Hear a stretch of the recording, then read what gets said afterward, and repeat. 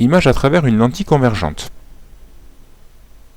Je considère un objet lumineux tel qu'une bougie, en particulier le haut de la bougie, la flamme. Est-ce que cette flamme est vue par n'importe quelle personne présente dans la salle? Si par exemple quelqu'un a un œil ici, cet œil verra la flamme, puisque la lumière se propage de la flamme vers l'œil. Si je considère le haut de la flamme, je pars donc du haut de la flamme. N'oublions pas que pour schématiser un rayon lumineux, il faut représenter le sens, c'est-à-dire que l'on part toujours de la source de lumière jusqu'à l'œil. Et cette propagation se fait de façon rectiligne. Deuxième œil, oui, celui-ci voit également la flamme pour les mêmes raisons. Ce troisième œil voit aussi la flamme. Maintenant, l'œil qui se situe en dessous de la table n'est pas capable de voir cette flamme. Pourquoi? Eh bien tout simplement parce que la flamme va envoyer des rayons dans toutes les directions, mais qu'elle sera arrêtée par l'objet, ici une table.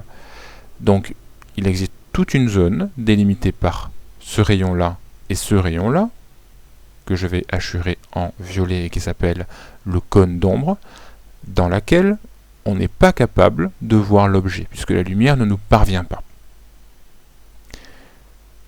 Passons aux lentilles. Il en existe deux familles. Premièrement, les lentilles qui sont plus épaisses au centre qu'au bord, qu'on appelle les lentilles convergentes. Deuxièmement, les lentilles qui sont plus épaisses au bord qu'au centre, que l'on appelle les lentilles divergentes. Le premier type de lentille se représente de la façon suivante.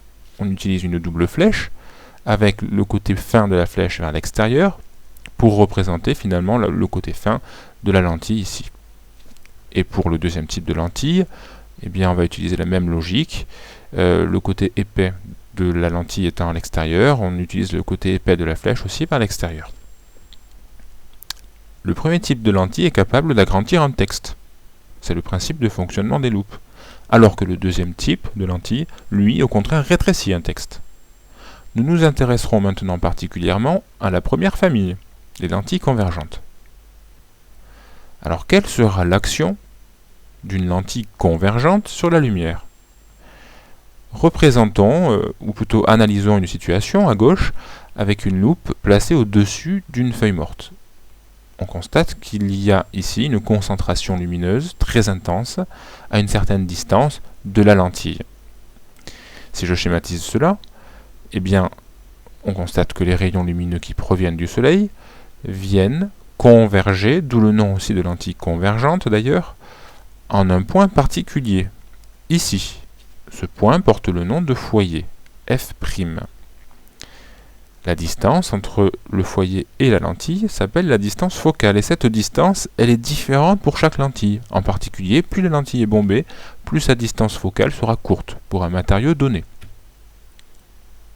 Alors j'ai représenté les rayons lumineux qui provenaient du soleil comme étant parallèles. Pourquoi? Eh bien, l'explication est en fait géométrique. Si je représente une bougie, qui sera une source primaire de lumière, tout comme le soleil l'est aussi, cette bougie envoie des lumières dans toutes les directions, et si je considère en particulier ces deux rayons-là, eh bien, si je me place loin, par exemple dans ce carré, je constate que les rayons semblent parallèles. C'est exactement la même chose qu'il se produit dans le cas du soleil. Et comme on est beaucoup plus loin qu'à cette distance-là, les rayons sont vraiment encore plus parallèles que cela. Voilà pourquoi je les ai représentés comme cela au-dessus. Une définition, l'avergence. Il s'agit de l'inverse de la distance focale. L'avergence est représentée par la lettre C, la distance focale par la lettre F'. La distance focale étant une distance, on la représente, son unité est le mètre, et pour l'avergence, on utilise l'unité dioptrie. Donc le symbole, c'est un delta. Par exemple, si je veux calculer l'avergence d'une lentille qui a une distance focale de 15 cm, eh bien, je vais réutiliser cette relation, C égale 1 sur F'. Attention, il faut que je convertisse en mètres. Donc, puisque F' vaut 15 cm, avec les puissances de 10, on trouve 15 fois 10 puissance moins 2 mètres. C est donc égal à 1 sur ce résultat-là. On trouve 6,7 dioptries. je vais préciser un petit peu maintenant quelques points. Donc la lentille est toujours représentée avec un axe qui passe par son centre et qui lui est perpendiculaire. Cet axe porte le nom d'axe optique. On représente toujours le centre optique par la lettre O. Et il est important de représenter deux points qui portent un nom différent selon le sens de la lumière. Alors si la lumière vient de gauche, les deux points sont ici. Celui qui se situe à droite s'appelle le foyer image. Donc il faut qu'il soit derrière par rapport au sens de la lumière, derrière la lentille. Le foyer objet, lui, grand F, se situe devant la lentille. Ces deux points sont symétriques par rapport à O. Donc la distance OF est égale à la distance OF'. Considérons maintenant quelques rayons lumineux particuliers. Une lentille va toujours agir sur la lumière qui arrive, qui lui est incidente. En particulier, si je considère le rayon qui passe par le centre, celui-ci, alors là c'est un cas particulier, celui-ci ne sera pas dévié. C'est le seul rayon qui ne sera jamais dévié par une lentille, celui qui passe par le centre optique. En revanche, si je considère un rayon lumineux qui arrive parallèlement à l'axe optique, celui-ci émerge en passant par le foyer image. C'est ce que nous avons vu dans le cas de la loupe. Le troisième rayon particulier, c'est celui qui arrive en passant par le foyer objet. Eh bien, celui-ci ressortira parallèlement à l'axe optique. En fait, c'est le cas inverse de la situation du dessus. À quoi cela sert de connaître ces trois rayons particuliers? Eh bien, à trouver la position de l'image à travers une lentille convergente. Par exemple, si je considère une bougie ici, je vais la représenter pour plus de facilité par une flèche. Ça sera donc notre objet, désigné par les lettres A et B. Quelle sera l'image? Ou plutôt, où sera l'image par rapport à cette lentille?